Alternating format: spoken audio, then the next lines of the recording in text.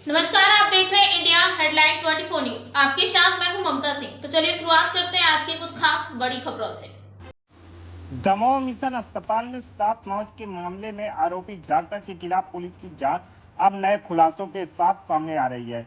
Police अधीक्षक ऋतिक सोमवंशी ने media को बताया कि रिमांड अवधि के दौरान आरोपी नरेंद्र यादव से की गई पूछताछ में कई चौंकाने वाली जानकारी सामने आई है। एसपी सोमवंशी के मुताबिक प्रयागराज स्थित आरोपी के फ्लैट में एक फर्जी डॉक्यूमेंट बनाने की पूरी लैब बरामद की गई है। इस लैब में प्रिंटर, वाटरमार्क पेपर और विभिन्न जानकारी चीजें बरामद हुई हैं, जो फर्जी दस्तावेज तैयार करने के लिए इस्तेमाल की जाती थी। पुलिस ने यह भी बताया कि आरोपी का कानपुर के अपने पुश्तैनी घर में लंबे समय से कोई संबंध नहीं है। कानपुर में जो डॉक्यूमेंट मिले हैं वो नरेंद्र यादव नाम से असली है। नरेंद्र यादव ने पहली ही कोशिश में एमबीबीएस में चयन पा लिया था और उनके पास असली डिग्री है। वह एक होशियार छात्र रहे हैं। एसपी ने बताया कि आरोपी ने विदेश से कुछ डिग्री जमा करने की बात कही है, जिन्हें मंगवाने का प्रयास किया जा रहा है। लंबे समय तक उसका विदेशी आना जाना रहा है।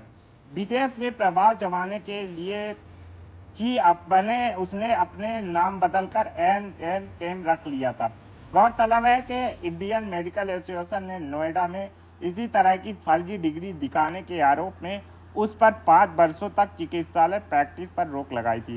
एसपी ने इस मामले की गहनता को देखते हुए एसआईटी विशेष जांच टीम का गठन कर दिया है।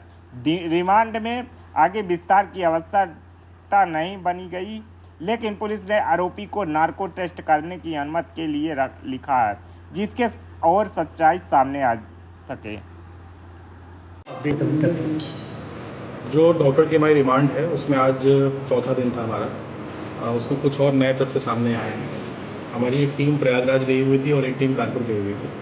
प्रयागराज की टीम ने उनके घर पर जो सर्चिंग की है उसमें बहुत सारे फर्जी डॉक्यूमेंट मिले हैं, बहुत सारी सील्स मिली हैं, बहुत सारे नए आधार कार्ड मिले हैं, अलग अलग फ़ोटोज़ के साथ नए नए आईडी कार्ड मिले हैं और एक तरह की लैब है पूरी जो फर्जी document, certificate, seals, ID card बनाने के लिए डॉक्टर साहब ने वहाँ पर इकट्ठी की हुई थी और उसके संबंध में बहुत सारी जब्तियाँ की हुई हैं जो हम वहाँ से लेके आए हैं। उसके अलावा जो टीम कानपुर गई थी उसने उनके परिवार से, उनके पिता और उनके भाई से संपर्क किया है। दोनों लोगों से बातचीत हुई है, उनके स्टेटमेंट हुए हैं। लगभग 1999 के बाद से 96 से 98 वो वहाँ रहे हैं एमबीबीएस के बाद कुछ समय, लेकिन उसके बाद एक दो बार गिनती में ही वो घर वापस आए हैं। घर से उनका ऐसा कोई बहुत संपर्क नहीं है और परिवार में उनकी कोई बातचीत नहीं होती है। पढ़ाई का खर्चा जो है, जैसा कि इन्होंने बताया कि वो अपनी साइड में कोई नौकरी करते थे, उसके उन्होंने अपना खर्चा चलाया है पढ़ाई का। परिवार में और कोई इसके अलावा कोई नई इन्फॉर्मेशन नहीं मिली है। परिवार की कुछ पुरानी फ़ोटोज़ हमें उनकी मिली है जो उनके परिवार की हैं। कानपुर में जिस स्कूल से वो पढ़े हैं वहाँ से हमें डॉक्यूमेंट प्राप्त किए हैं। तो कुछ चीज़ें तस्दीक हो रही हैं, पर कुछ चीज़ें अभी भी जो उनके द्वारा बताई गई हैं उनके बयान में, उसके वेरिफिकेशन में अभी थोड़ा समय लगेगा। सर, नाम जो नरेंद्र यादव है वो सही है कि नहीं? हाँ, नाम उनका नरेंद्र यादव सही है। पिता का नाम जयापाल सिंह यादव है। उनकी वहाँ पर एक शॉप है। पूरा परिवार का भरण पोषण उसी से होता है। स्कूल में, एमबीबीएस में और उसके पहले जो इनका म्यूनिसिपल कॉर्पोरेशन का डॉक्यूमेंट है उसमें भी यही नाम है। इनके नाम चेंज करने की जो प्रथा है 2013 के बाद शुरू हुई है, जो कि जैसे कि मैंने पहले भी बताया था कि 2013 में नोएडा में एक एफआईआर हुई है। जो हमारी एफआईआर है उसी कंटेंट पर एक एफआईआर हुई थी। वहाँ पर भी हमारा संपर्क हुआ है। जो उसके शिकायतकर्ता हैं वो मंडे को यानी कि परसों सारे डॉक्यूमेंट हमें भेजेंगे एफआईआर के। पर जितनी बात उनसे चर्चा हुई है उसमें भी इसी प्रकार के कुछ फर्जीवाड़े का मामला सामने आया था। तो उस हॉस्पिटल का जो पैनल है उसने इनके डॉक्यूमेंट फर्जी पाए थे और फिर वहाँ से ये फरार हो गए। उसके बाद जो एफआईआर हुई है उसमें इनकी गिरफ्तारी नहीं हो पाई। हम नोएडा पुलिस को और भी पत्राचार करेंगे इनकी गिरफ्तारी करवाएंगे। सर, नोएडा में भी ये नाम बदल के थे कि नरेंद्र यादव? नहीं, उस समय तक नाम नरेंद्र यादव ही था।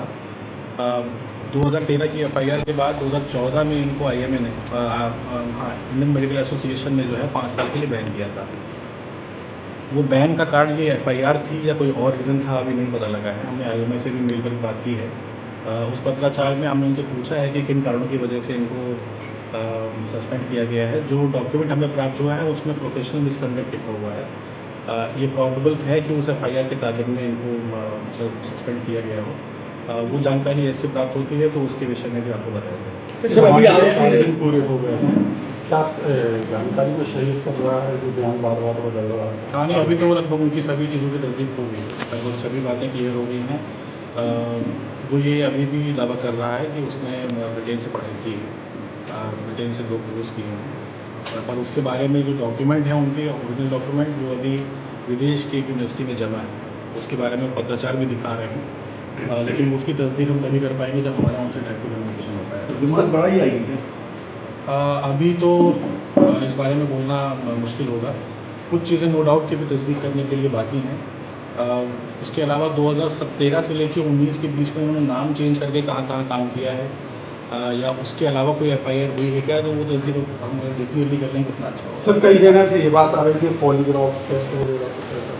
हाँ, हम PHQ से पत्राचार कर रहे हैं इस विषय में कि इनका पॉलीग्राफ या कोई लाई डिटेक्शन टेस्ट कराया जाए। तभी नो डाउट कि एविडेंस में इसका एडमिसिबिलिटी कोई नहीं होती है, लेकिन डॉक्टर के पास चूँकि तमाम तरह के बयान हैं और उसमें एक इन्वेस्टिगेशन में डायरेक्शन देने के लिए हम PHQ से रिक्वेस्ट कर रहे हैं कि इनका एक नार्को एनालिसिस टेस्ट कोई SIT गठित कर दी।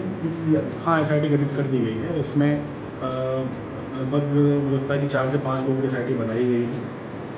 इसमें हमारा पहला ध्यान इस बात पर होगा कि जिस नाम से इन्होंने यहाँ पर काम शुरू किया है मिशन हॉस्पिटल में, उस नाम को लेकर ही जो डॉक्यूमेंट हमारे पास अवेलेबल हैं उस पर हम इन्वेस्टिगेशन कर लें, और अगर इनके पास कोई और साक्ष्य आगे हमारे पास उपलब्ध होते हैं तो उस प्रकार से उसको विवेचना में शामिल करें। सर, नाम अन्य नामों में जो नाम आए थे उनमें से कोई वक्त हो गया छोटे से ब्रेक का। ब्रेक के बाद फिर से हाजिर होंगे ऐसी कुछ खास बड़ी खबरों के साथ। तब तक के लिए नमस्कार।